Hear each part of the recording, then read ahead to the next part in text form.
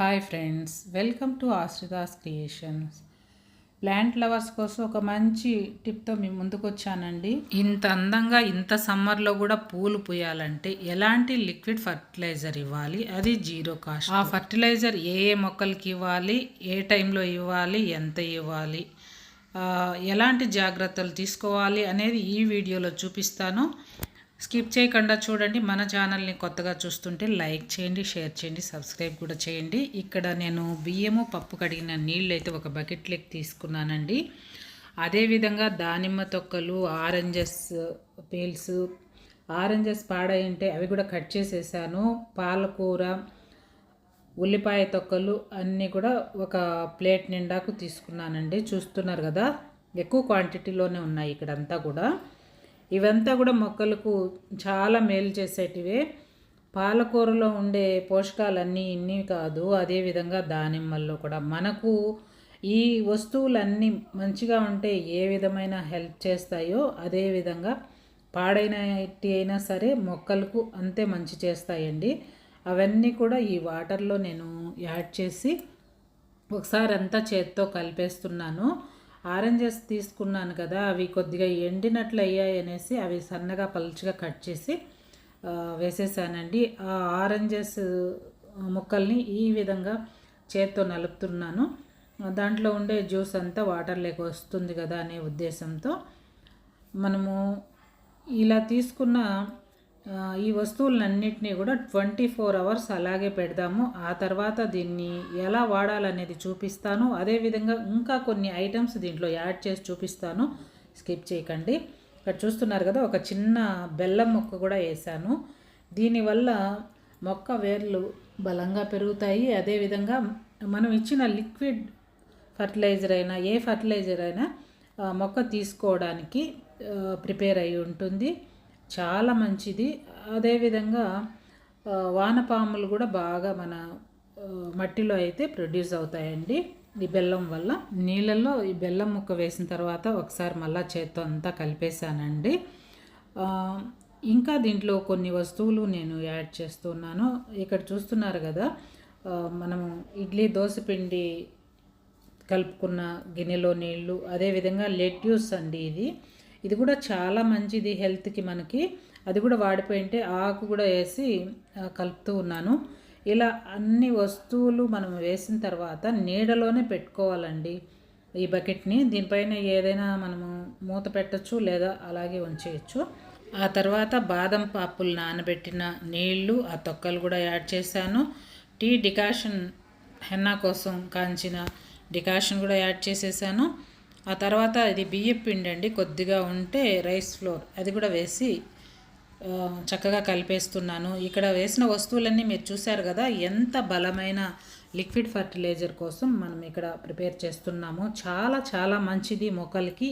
ఈ విధంగా ప్రిపేర్ చేసుకొని మొక్కలకి ఇవ్వడం వల్ల ఖచ్చితంగా ఈ విధానంలో మీరు తయారు చేసుకొని మొక్కలకి ఇచ్చారంటే చాలా బలంగా, చాలా అందంగా మొక్కలు ఉంటాయి. అదేవిధంగా మంచి మంచి ఫ్లవర్స్ అయితే వస్తాయండి.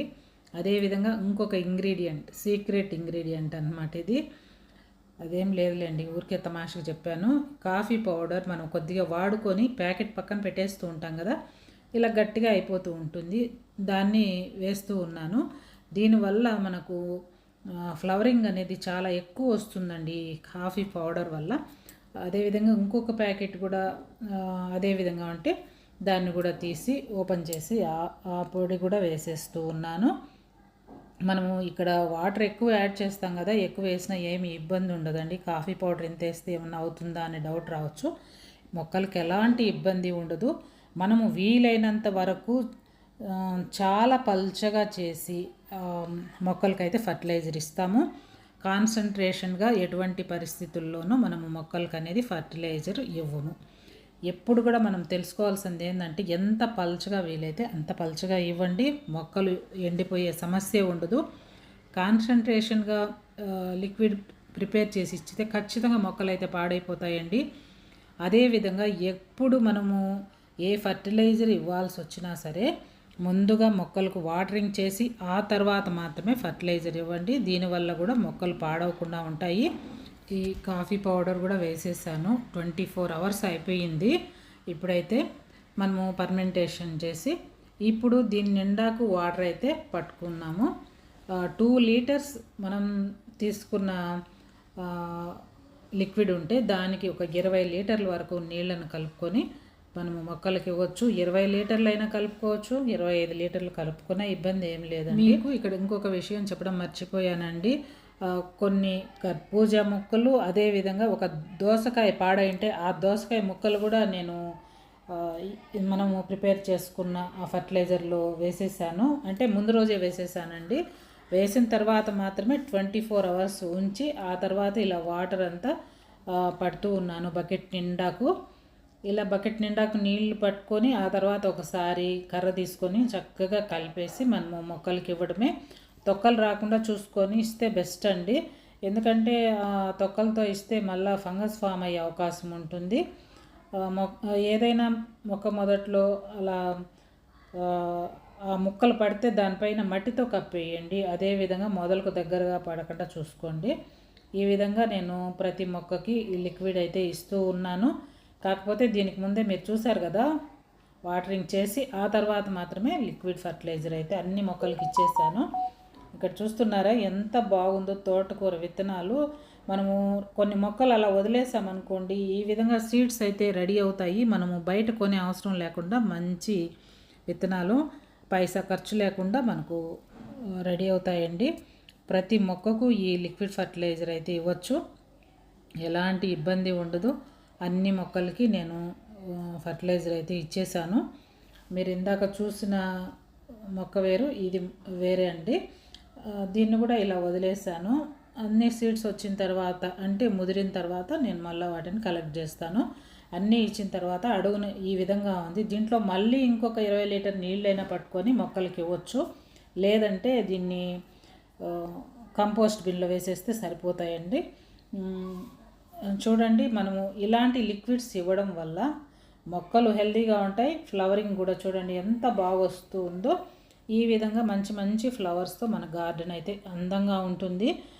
ఇక్కడ మళ్ళీ మొగ్గలు చూశారు కదా, ఒక్కొక్క మొగ్గ 1.5 ఇంచ్ పైనే ఉందండి, అంత పొడవు ఉంది. అదేవిధంగా పెటల్స్ కూడా చాలా ఎక్కువ వచ్చి ముద్దగా ఉంటాయండి ఈ మల్లెపూలు.